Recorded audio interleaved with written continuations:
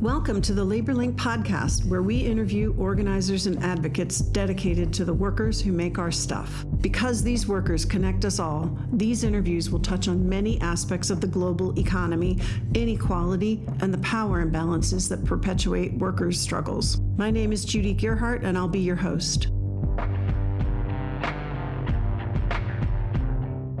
Labor rights advocates and worker organizers have many talents. They are experts on the impacts of trade and development policies, corporate accountability analysts, social service providers, and legal aid experts, but they all share a core goal: to build power for workers. That's what makes their perspective so compelling. They are not asking what services they can provide or trying to cajole businesses into reforms. They want a seat at the table. They want to negotiate as equals with employers and transnational corporations. As part of my work at the Accountability Research Center, I have the privilege of speaking with some inspiring individuals. My goal is to help them share their vision and to make it more accessible to students, activists, policymakers, and funders working to address global inequality. The first set of Labor Link podcasts explored how worker advocates leverage global supply chains to demand government and corporate accountability. This second set of interviews homes in on worker-driven solutions in the seafood industry.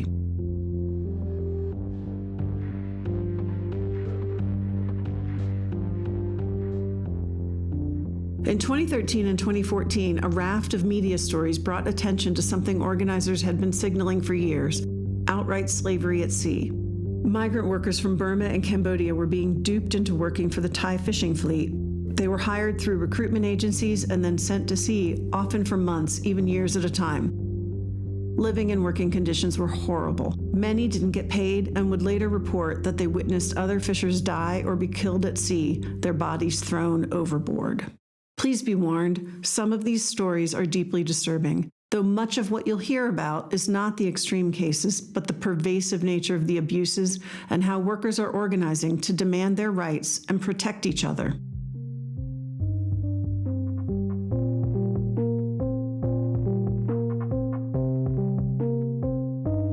Since the first media exposés about slavery at sea, a lot of money from the US, the EU, and private foundations has gone to support programs for human trafficking victims. Multiple laws and policies have been put in place by governments and corporations to reduce the risk of human trafficking in the seafood industry, yet the problems persist. Thailand, which in 2013 had the largest fleet among Southeast Asian nations, has been a proving ground for some of these initiatives. In this episode, we'll hear about the Fisher Rights Network, or FRN. The FRN was launched by the International Transport Workers Federation in 2018 in collaboration with Thai trade unions. What started as an organizing drive to provide services and mobilize fishers to demand their rights has since grown to multiple cities in Thailand, and the ITF is now doing similar outreach in other countries. In this episode, I interviewed Jon Hartough from the ITF, who went to Thailand in 2016 and helped with the initial outreach to organizers. Jon continues living in Thailand and working with the FRN. He explains here how the policies have changed, where they have failed, and why the struggle of migrant fishers is so inspiring.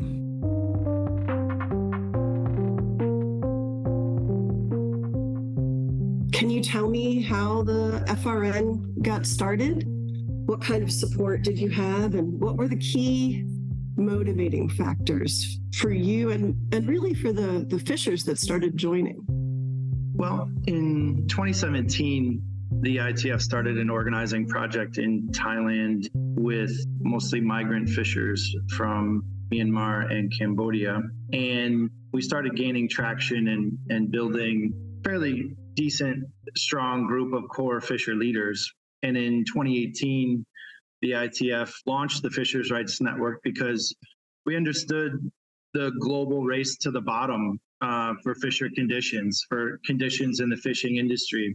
And the ITF represents close to 200,000 fishers worldwide that are protected under a collective bargaining agreement. And I think the reasons for starting the project were twofold. One, we wanted to raise standards and change conditions in the industry, but also protect the gains we've made in fisher union CBAs around the globe. And So with those two ideas in mind, really that means organizing the unorganized, including migrant fishers, wherever they are, and pushing hard to raise standards in the industry and protect the gains that we've made and start to expand on the low and poor conditions that already exist around the world.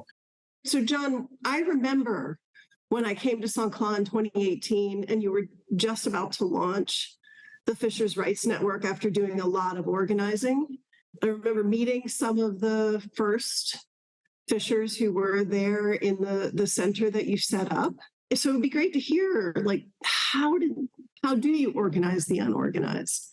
I think in the ITF fisheries section and the ITF as a whole, there's an understanding that there's really a moral imperative to organize the unorganized, especially in industries where there's deplorable conditions. Fishing industry has been a place that's largely out of sight and out of mind of many consumers and quite frankly, even labor activists for decades. But some of the recent media exposés and attention has really uncovered some of the horrible conditions that fishers face and what goes into catching that seafood that many consumers around the world enjoy. So when did you first get involved? I started doing some consulting for the ITF in 2016, and then we decided to start the new project here in 2017. Back in 2015, in response to the Guardian expose and some other media exposés, I think the ITF fisheries section leadership thought that we really needed to do something to figure out a solution to raise standards. And that solution, obviously, for the ITF is to help fishers organize themselves into their own union to fight for their rights and stand up for their rights and bargain for better wages, benefits, and working conditions. Yeah. And I remember when you did the launch, you had Sawit Kavern there from the State Enterprises Relations Committee. And he has argued in a previous interview I did with him that all the work to provide services to human trafficking victims doesn't get to what really needs to happen, which is to organize and empower. Really important point. The systems in place for exploitation will never change unless you allow or have the ability for workers to form their own organization and fight back and stand up. I mean, the audience here will understand the tension between labor and capital has been going on since the beginning of time. But without the tools or the specific structural change needed in place, that human trafficking and labor exploitation will continue. It may get stopped in Thailand, but it'll pop up again in Cambodia or Myanmar. In this industry, you see, so many different companies and corporate supply chains are exploiting different national regimes or different national legal structures to find the cheapest price for labor. The only way to stop that is to allow labor the right to organize and to have workers stand up and fight for their rights. Yeah, definitely. So how large is the FRN now? You mentioned that the problem will pop up in other countries. So I understand since you launched in 2018, you've now expanded to many more locations. Do you have a sense of how many members or, I guess, participants you have in the FRN and how many different centers you've set up? Since we launched in 2018 with the main center here in St. Clair on the port, we've opened two other centers, one in Ranong on the Burmese border and one in Trat on the Cambodian border. We opened a fourth center in Chompon in 2022, and we have plans to open two more organizing centers in the next 6 months, one by the end of this year and another in the beginning of next year. We've organized since 2018 over 4,000 migrant fishers into the Fishers' Rights Network. We've been bargaining for agreements with vessel owners and also agitating for supply chain agreements with large multinationals since we started. I asked Jon what prospects he sees for building a self-sustaining union structure. Clearly, the speed with which they have been able to organize and engage members indicates a real need for the organization they're building. Yeah, so we're working towards a sustainable union model, which includes dues, but we don't currently ask fishers to pay dues, or we don't currently charge dues. These fishers, as you know, make such low-level wages, it's tough to ask them to pay anything yet. But when we negotiate agreements that increase wages and benefits and working conditions, that's when it seems fair to start charging dues. ITF does have fisher-affiliated unions that do charge dues in many places around the world, but here in Thailand, we're not there yet. Yeah, totally understandable. And I understand there's been a lot of development aid flowing in. And at first it seemed like it mostly went to the services for human trafficking victims. But fortunately, with, I guess, the ILO Ship to Shore program and some others, there's been more resources for the actual organizing work and building that infrastructure of migrant organizing. Yeah, I think many funders and many international organizations, including the ILO, have recognized that just pumping in money to try to combat human trafficking is not going to solve the systemic problem or really drive structural change. You need to have organizations on the ground assisting fishers or seafood processing workers or whatever types of workers need assistance to help them form their own union, to negotiate better wages, working conditions, and benefits on their own. So really they can be their own voice. Over the past 5 or 7 years, there's been a strong focus on quote unquote worker voice or worker agency being brought to the table, but a lot of that's been brokered by NGOs or CSOs that are not unions, and they're playing a role of kind of a union light, where workers are not really in control of their own negotiation or having direct sit-down talks with company management. And that's really where a union is experienced and has the necessary skills to help workers achieve a fair contract that's written in black and white and that's enforceable. Yeah, so how has that been going? You mentioned that you've had some sit-downs and negotiations with the companies. Are you able to talk about some of those negotiations or the agreements that you've been able to achieve? Yeah, it's been challenging because the labor law in Thailand is not great for migrant workers. It gives migrant workers a different status than Thai national. But we've been able to negotiate health and safety agreements and other collectively bargained agreements directly with vessel owners where we have the density required to do that. So I'll give you an example. If a vessel owner has 5 boats in his fleet, and we represent, close to 100% of fishers that are crewing those vessels, and those fishers are listing their, 10 main demands that they want to bargain over, we're in a strong negotiating position, and we've been able to get the vessel owner to the table, in some cases, down and negotiate an agreement. It doesn't always work out. It doesn't always go well. Sometimes there's a lot of pushback from the vessel owner, threats, intimidation. We've had activists and fisher leaders in the FRN fired or blacklisted. It's a fairly hostile environment for these fishers. And so when they're standing up and asserting their right to organize, it's a very dangerous proposition where they don't have a lot of legal protection and they don't have a lot of other protection other than the union or standing together with their fellow crew members to fight back and assert their rights. Tell me about the fishers. Tell me about maybe one of the early encounters you had and what you thought of them. Like, I mean, you're clearly, you've been a union organizer in the past in the US, right? And then you go to Thailand and you meet these migrants who don't have a right to organize and need a lot of help. What was that like when you first got involved with these fishers who are now really very deeply probably your brothers? Yeah, I've been a union organizer for over 25 years.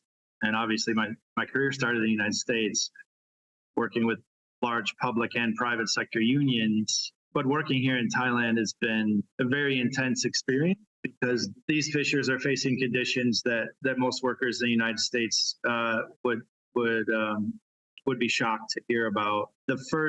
One of the first fisher leaders we spoke with here in Songkhla actually is a fisher that was a leader on his boat, and the other crew members were upset about the lack of food and clean water on board, and wanted to ask for better food and clean water. And he was chosen as the spokesperson. When they were on shore, he made that request, and he started the discussions with the foreman and the captain. And the owner said that they would talk about it when they returned from fishing the next time they came back into port. They poured it out, and while they were at sea, that fisher was beaten severely in front of the other crew, and then shot once and pushed overboard, and then shot 4 more times in the water. It's miraculous that he was able to survive. He was picked up after being in the water for 6 to 7 hours by another vessel, and eventually made it back to shore. But that's the kind of terrifying environment that these fishers are facing when they're just asking for adequate food and water on board. They may be out at sea for anywhere from a week to 6 weeks at a time. It's not too much to ask to have clean water and adequate food. But that fisher has been with us for over 5 years now, working to build the organization. Because fishers really, even though it's risky to stand up for your rights, they understand that there's really no protection from the Thai government authorities or the vessel owners for their welfare and their health and safety. So that's one of dozens of stories I could tell you that just shocked me when I first got here. I have pictures in my office, Judy, of this fisher showing me his wounds, his bullet scars, to kind of remind me of how important this work is. I mean, I used to work for the Teamsters Union, and I agree that UPS drivers deserve a fair wage and high standards and healthcare and benefits, but working for them to get a $4 an hour increase on their wages pales in comparison to helping migrant fishers form a union here. The conditions are so deplorable. So I feel called to do this work here, and it's really important.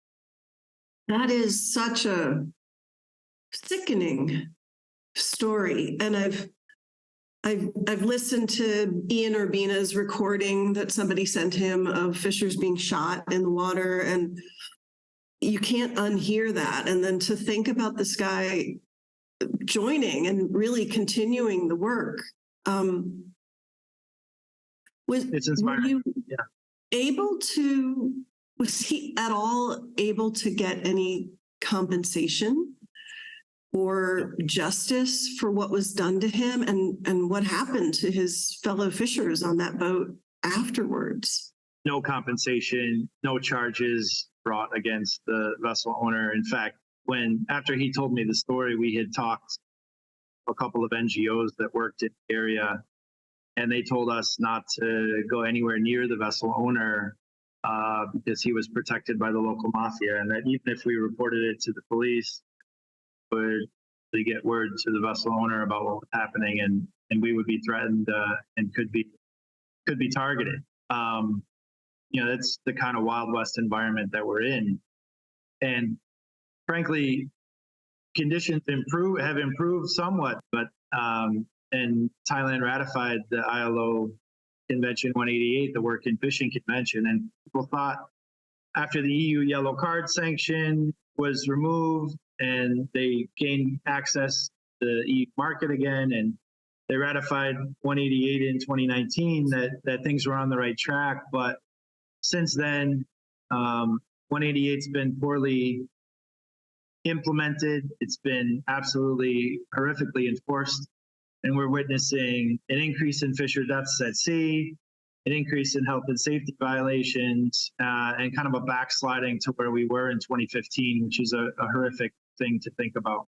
Wow. So just when you're making progress, the world's attention turns away and things get worse. Plus, you have a political situation in Thailand, which ironically goes through democratic elections, and now there's an opening for political pressure from the National Fishers Association of Thailand to push back on these reforms?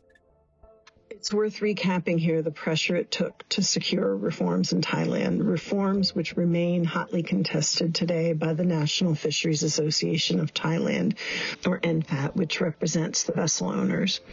A year after the 2014 media exposés about forced labor on the Thai fleet, the European Commission for Environment, Maritime Affairs and Fisheries issued a yellow card to warn Thailand that it needed to address illegal, unreported, unregulated, or IUU, fishing practices. This meant the country had to make reforms or risk losing trade benefits. The EU yellow card coincided with increased trade pressure from the U.S. to address forced labor issues on the Thai fleet. In response to this pressure, Thailand ratified the International Labor Organization's Convention 188 on work and fishing and set up port-in, port-out inspection statements, what John and I refer to as PIPO stations, to check on fishers' welfare and the vessel's compliance with new regulations limiting the vessel's time at sea.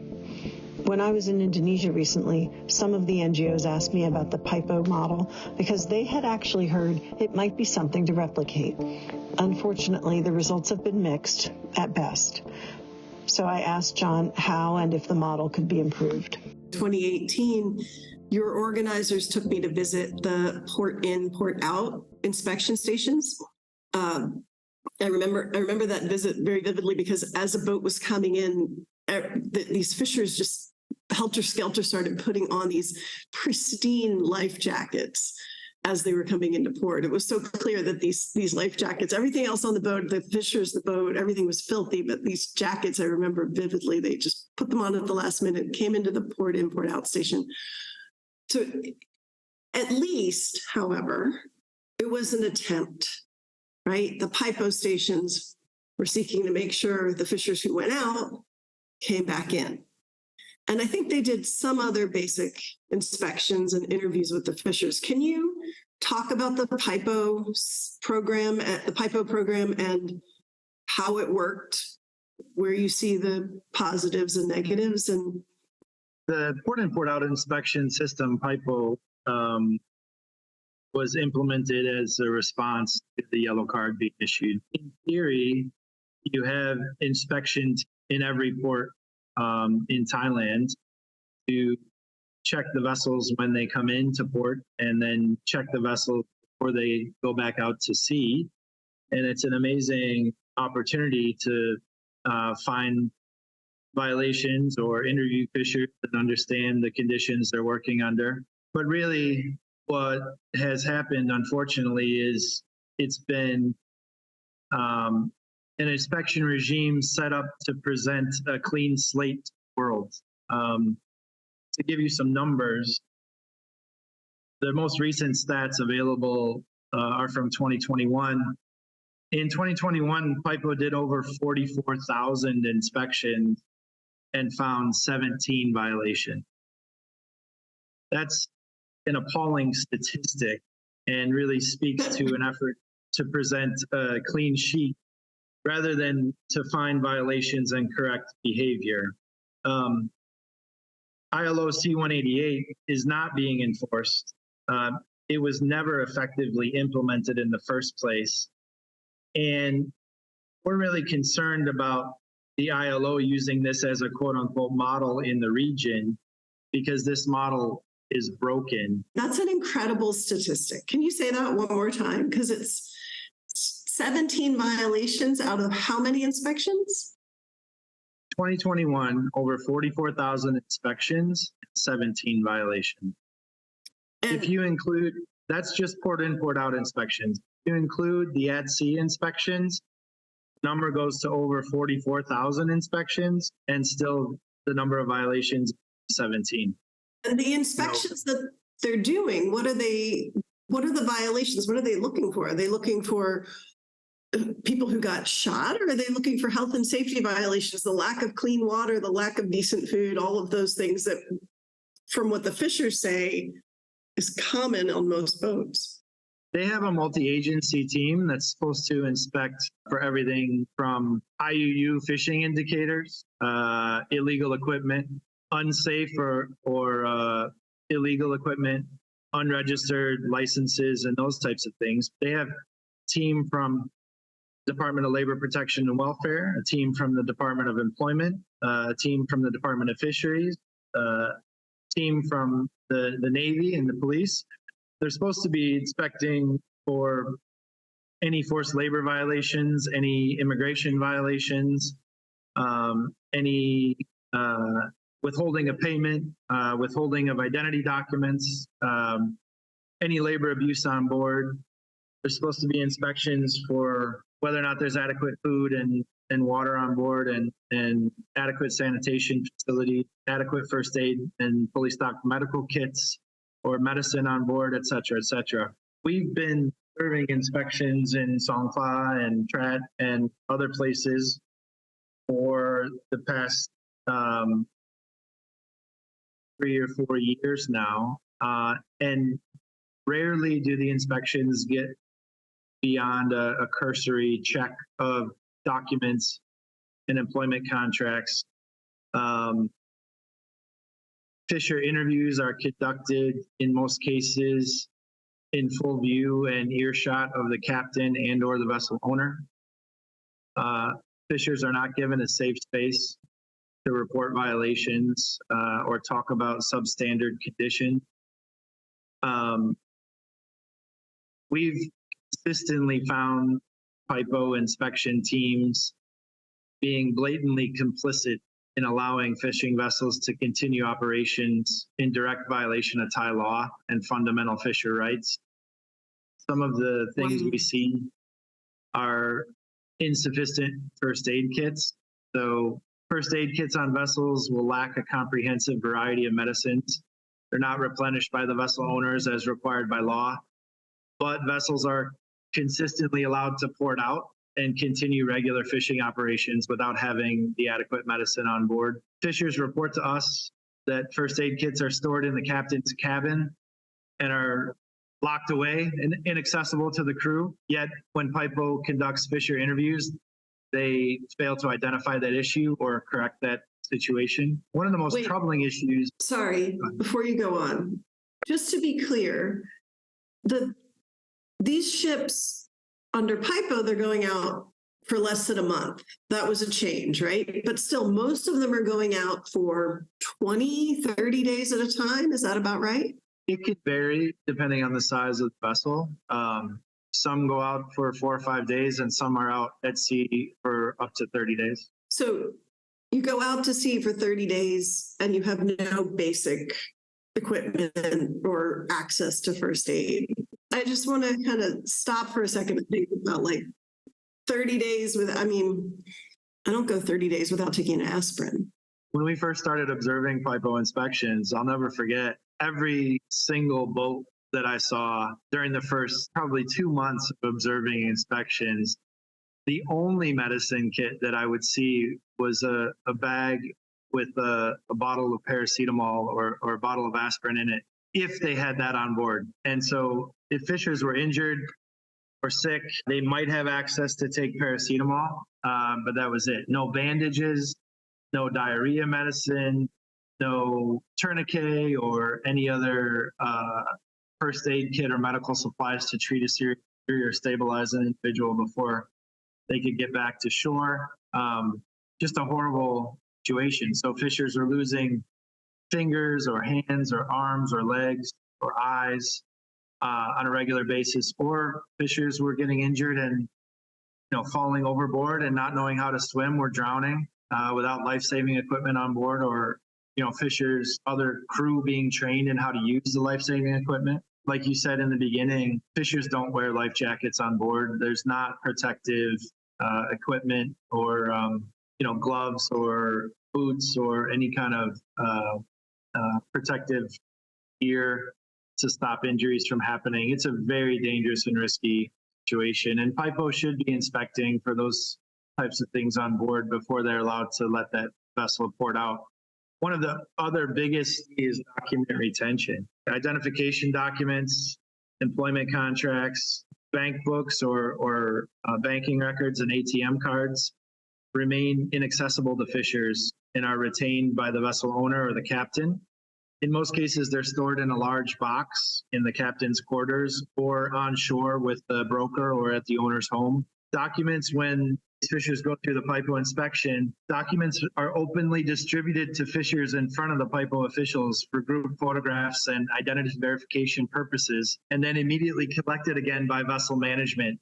Yet no action is taken by the inspection team to ensure that fishers are able to freely access and possess their own documents. Imagine working in a situation where someone had confiscated your passport, couldn't leave the vessel, or you couldn't leave the country or leave the horrible employment condition without permission from your employer or access to your identity document. It's a modern slavery situation. It's a forced labor situation. Wait, so these guys get back to shore.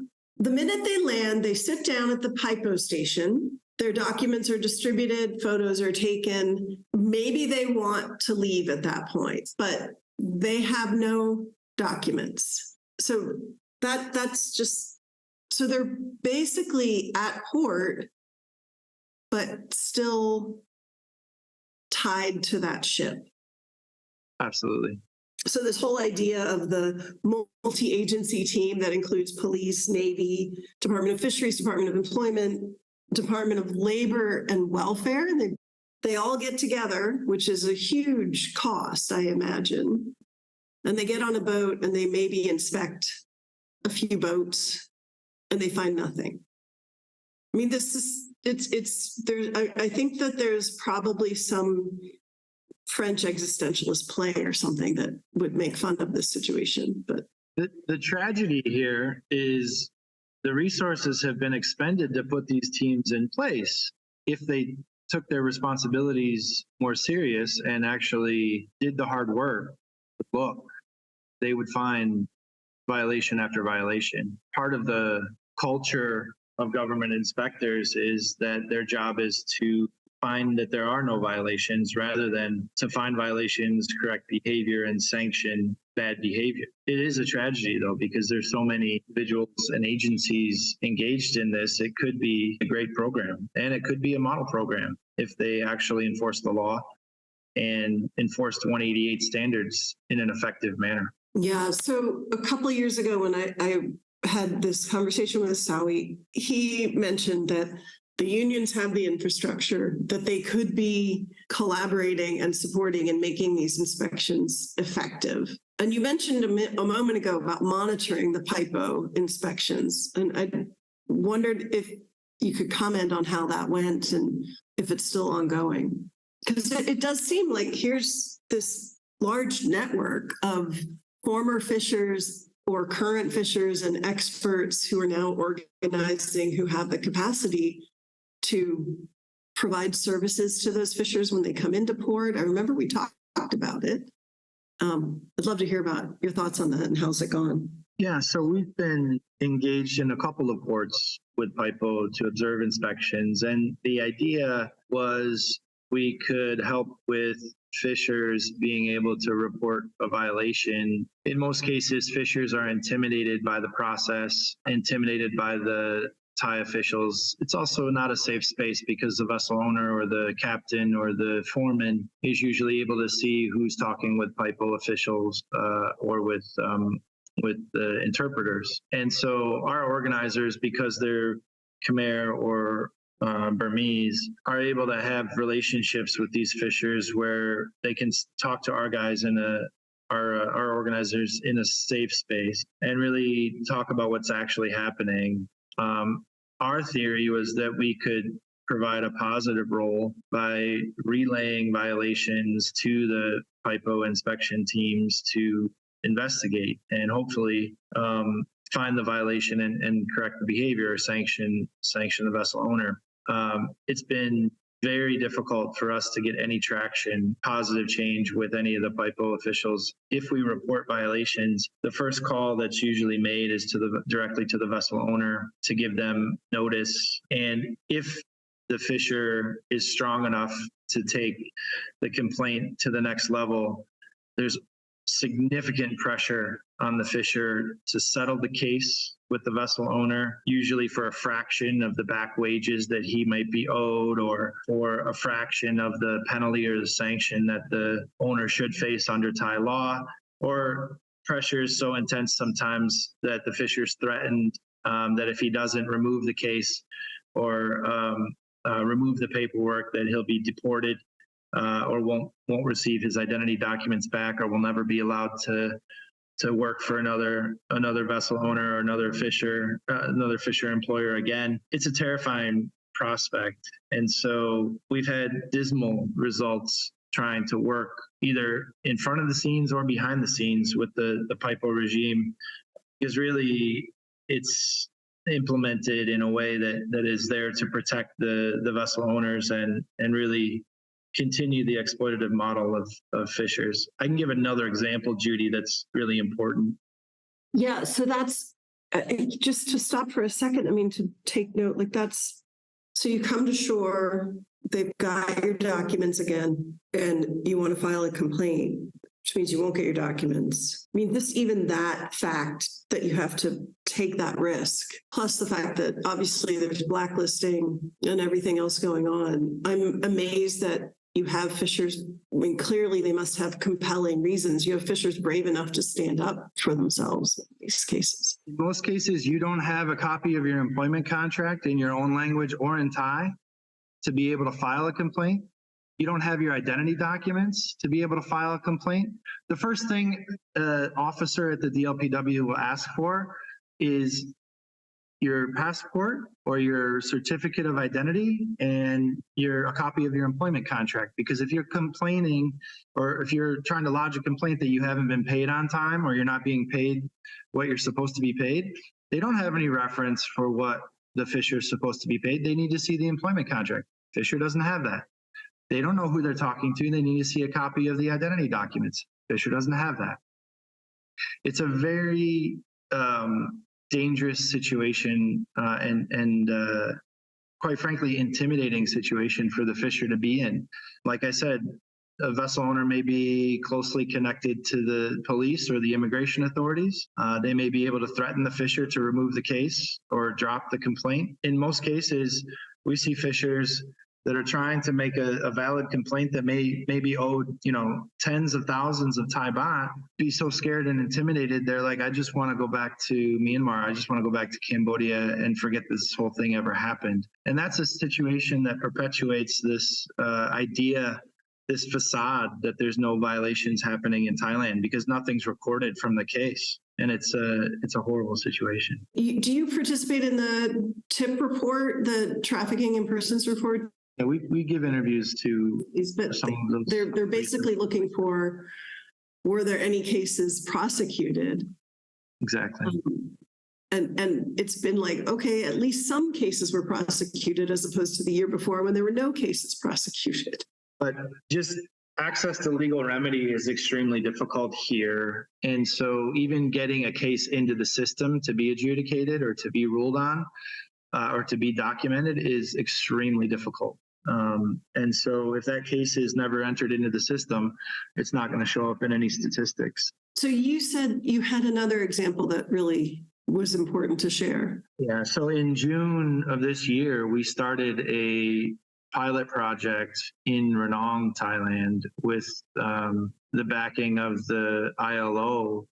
They brought together all of the PIPO inspection officials, the Ranong Fisheries Association, the vessel owners group, jetty club owners, and all the interested parties, including FRN, talk about whether or not FRN organizers could observe PIPO inspections and play a role where we could engage with PIPO behind the scenes to have information about vessel owners that were not complying with the law. We have relationships with fisher leaders and Fisher Rights Network members that, those fishers trust our organizers and they can speak with us about the conditions.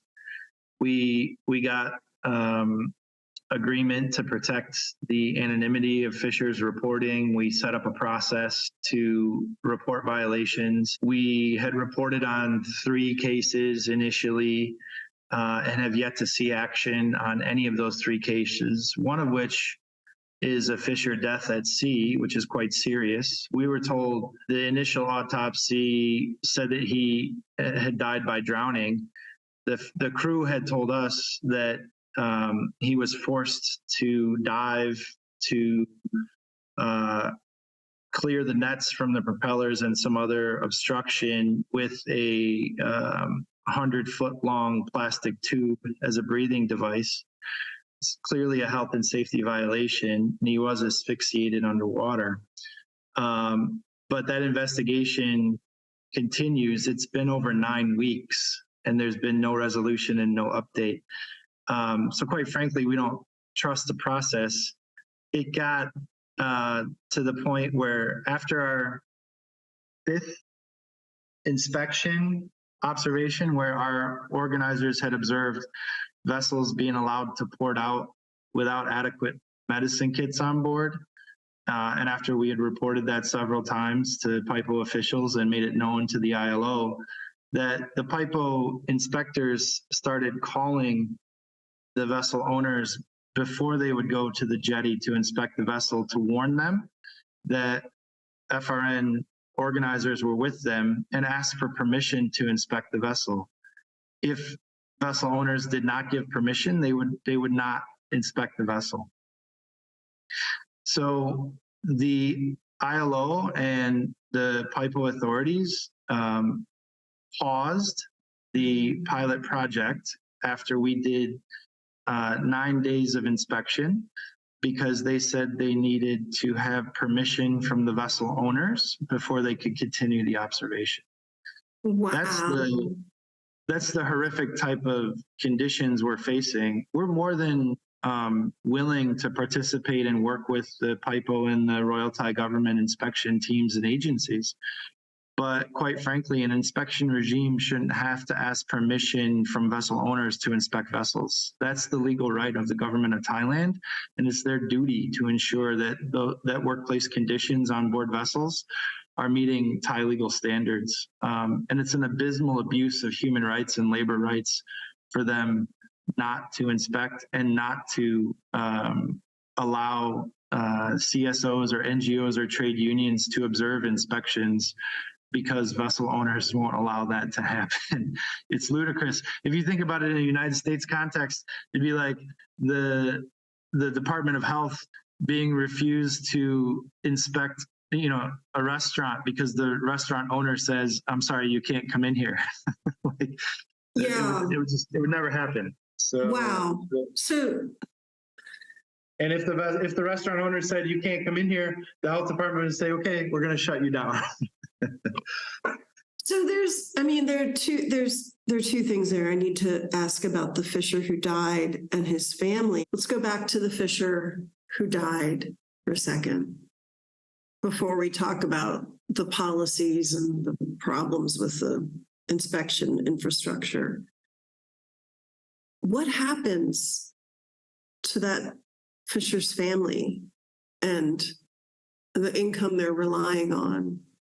I mean, I know a lot of the Cambodian fishers come because their families are horribly indebted, and they're absolutely depending on that money coming back. Yeah, that fisher's family is supposed to be compensated by the Thai Social Security Fund. In some cases, the vessel owner may not have been making contributions to the Thai Social Security Fund on behalf of that fisherman. He may or may not be registered in the system, which presents a huge difficulty for that fisher's family getting any kind of compensation.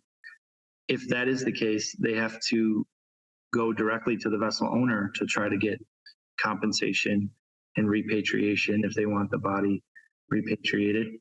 And in a lot of cases, it's a very, very difficult or tense negotiation. Sometimes the vessel owners refuse to pay. Sometimes they'll pay a cursory amount of $500 or $800, maybe 15 to 30,000 baht, and say that's the end of it. There's nothing else you can get, and so it's a horrific situation. We have helped several fishers' families that were members of the Fishers' Rights Network and ITF FRN try to work inside the system to get compensation after an untimely death. And It's been very difficult. In most cases, Thai officials are not as helpful as they should be because it's a migrant worker and not a Thai national. And unfortunately, our success rate has been mixed. It depends on the officers that you get. It depends on the vessel owner. Sometimes the vessel owner is willing to file the paperwork and the necessary documents, and sometimes they aren't. Sometimes the fisher is registered in the system. Sometimes they aren't. It's a very sad situation. Wow, that's just horrible.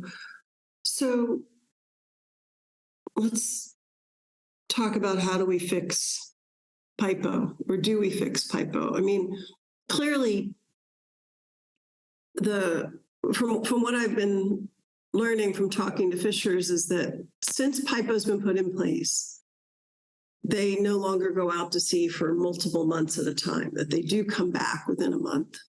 So some people have argued it at least has established that. Listening to you makes me think, I'm not sure it's wise to go out to sea for even 20 days on a boat like this, but let's just say for argument's sake, it's at least shortened the time at sea. And created some infrastructure. Is it worth fixing? And then there's this political question of the NFAT, National Fisheries Association of Thailand, fighting hard to end PIPO. I guess what I want to ask is really all the national pressure for inspections. It's sort of created, the way you describe it, a ruse. Just a collective effort to make things look like there's an effort and things are okay. Yeah. Would you agree with that depiction of the situation? Definitely. I think that the motivation for the inspection regime is really to show that there's no violations, or there's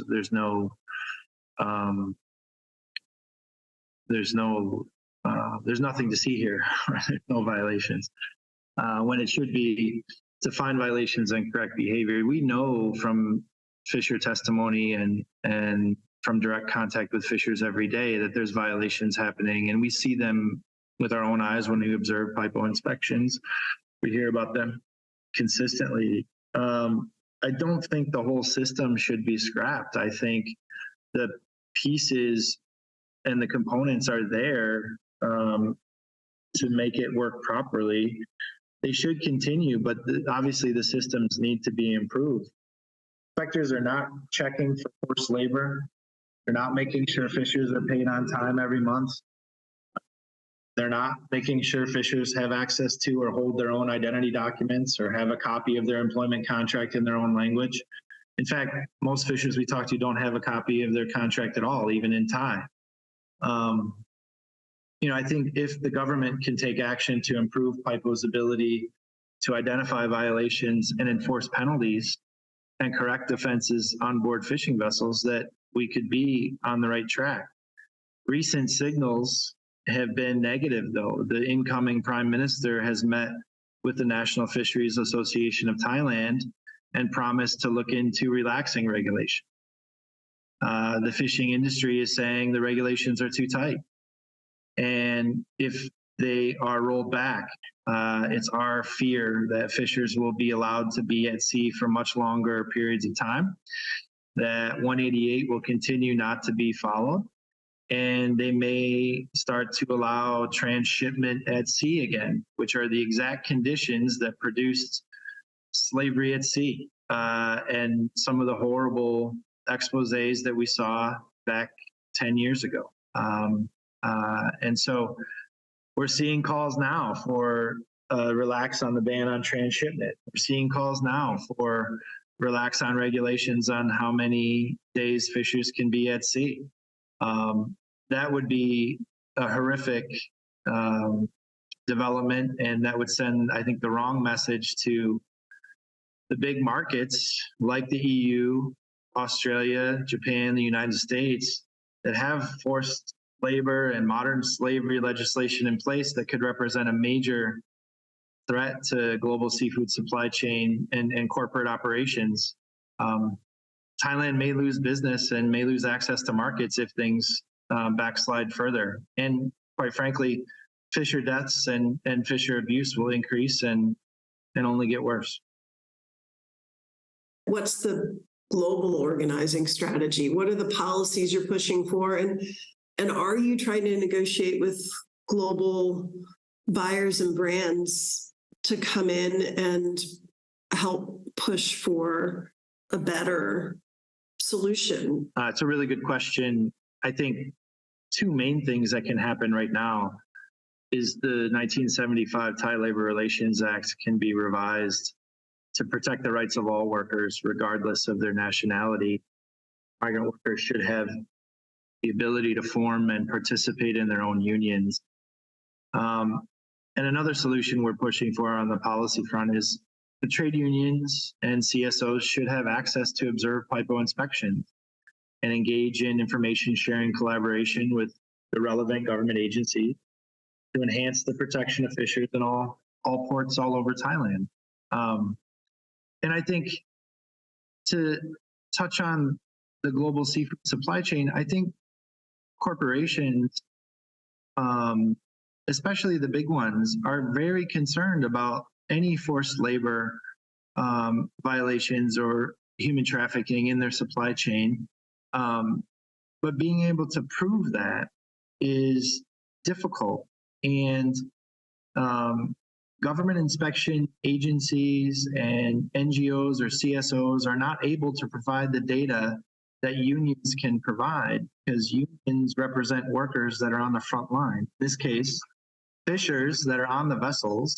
I think corporations and global seafood supply chains are really concerned about forced labor and labor abuse in their supply chain or from their suppliers. And it represents a major risk for those companies. So they're looking for data and opportunities to prove US Customs and Border officials or UK inspectors that there's no forced labor in their supply chain. And when they go to government agencies, inspection agencies, or NGOs or CSOs, they're not able to get the same type of information that unions can provide because unions represent workers that are right on the front line. In this case, fishers who are on those vessels who can confirm the conditions that they work under. If they have a union and there's a collectively bargained agreement, they can demonstrate that they're being paid on time. They can talk about the conditions and the health and safety provisions that are in their contract and that are enforced by a grievance mechanism. That's the way forward. And I find myself in an unusual position as a union organizer where corporations and companies are actually coming to us and asking us for help and how they can verify that there's no forced labor in their supply chain. Wow, that's incredible. That's a switch. Any U.S. companies actually coming to you? That's interesting. So I'll just talk about two quick things. I know you're wrapping up. I'll just talk about two quick things that we've done, and then we can end. But we've been able to negotiate health and safety agreements and other collective agreements with vessel owners here in Thailand, but not as many as we would like. We've also been able to negotiate supply chain agreements. So one that we have is with Thai Union, the largest tuna supplier in the world. We've negotiated a vessel code of conduct with them that basically includes standards that meet or exceed the ILO Convention 188 standards and demand different levels of transparency from their suppliers. And if they are not able to secure that pledge and monitor that pledge from their supplier, then they refuse to buy from that supplier anymore.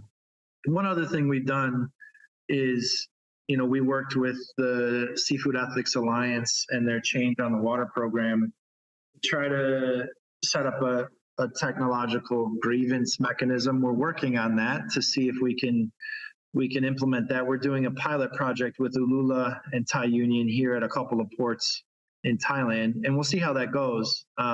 That's not a substitute for the union, but it's administered by union organizers and grievance coordinators to try to identify violations and what the remediation is if violations are reported. So there are some bits of light in the darkness, but there's still a lot of work to do. That would be groundbreaking.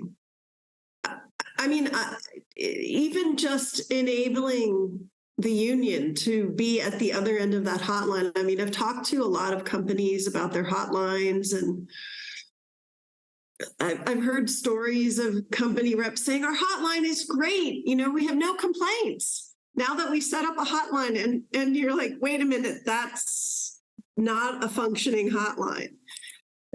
And so I'll be really interested to hear how that goes, like how it becomes a sort of constructive engagement process. I think there's a lot of fear of companies that once you set up a hotline, it's going to make you look worse. And there's got to be a way that by having an agreement with the union, that it's actually just constructive problem solving in real time. And I'll just say, working with the ITF fisheries section, we've really committed to finding creative ways to solve problems and raise standards in the industry. And we've got to try different types of organizing. We've got to try different types of pressure, supply chain agreements, direct to local, small agreements with small fleets, agreements with some of the bigger fleets. We've got to go after some of the distant water fleets. And, it's a multi-layered approach, international standards, local and domestic legislation, on the ground bargaining power by organizing fishers. All of those key pieces need to come together to force change and drive change in this industry. Yeah, definitely. Last question. I can ask the organizers about this, but what about the recruitment agencies? Have you tried to negotiate with them at all? It's a great question. It's a non-starter here in Thailand because there's almost no registered agency. So in a place like the Philippines or Indonesia, you have registered agencies that can be regulated, and there's actually a functioning government infrastructure to monitor. That, depending on who you talk to, does or doesn't do its job very well. But here in Thailand, almost all the recruitment in the fishing industry is in a gray area, done by brokers that are not registered. That recruit by word of mouth or use foremen that are working on vessels to recruit their own crew in their home village in Cambodia or Myanmar. Wow. Okay. That's probably a conversation for another time, because I'm following the effort to regulate and monitor recruitment agencies in Cambodia and Indonesia. And the idea that on the Thai side, nobody's regulating them makes it even harder doing it in the sender country. Get into a situation of whack-a-mole, right? Where fix it in Cambodia, but it's not fixed in Thailand. So, it just pops up somewhere else, right? You fix it in Cambodia, you fix it in Thailand, but it's not fixed in Vietnam. You see it pop up in now. Like the flags of non-compliance and the flags of convenience campaign by the ITF has been fighting that for years in shipping and other areas. Like, if you have to comply with the flag state that you're registered with and register in Panama, there's no regulation. Or you register in Mongolia, there's no regulation. So the system's kind of busted. We got to fix it everywhere. That's why it's so exciting that the ITF's really undertaking a movement for global justice for fishers. We've got campaigns in West Africa and South America, all over Southeast Asia, and the UK and Ireland. We're really pushing hard in a lot of places to really tackle this global problem. Yeah, I'm very excited that the ITF is expanding this work or different versions of this work as it applies to different countries. I've been talking to your colleagues, trying to do some research on beneficial ownership, some of the problems with sort of sort of secret owners that are really pulling the strings behind some of the vessels and the way they operate. Very excited to see ITF expanding, and really, really happy that you've been able to grow the program in Thailand. No, Jon, thank you so much for taking the time to talk to me, and for all your work there. I mean, I can see how compelling it is and how committed you are to migrant fishers in Thailand. And thank you again for setting up the interview with your colleagues. I'm looking forward to talking to them. No, my pleasure. Happy to talk to you.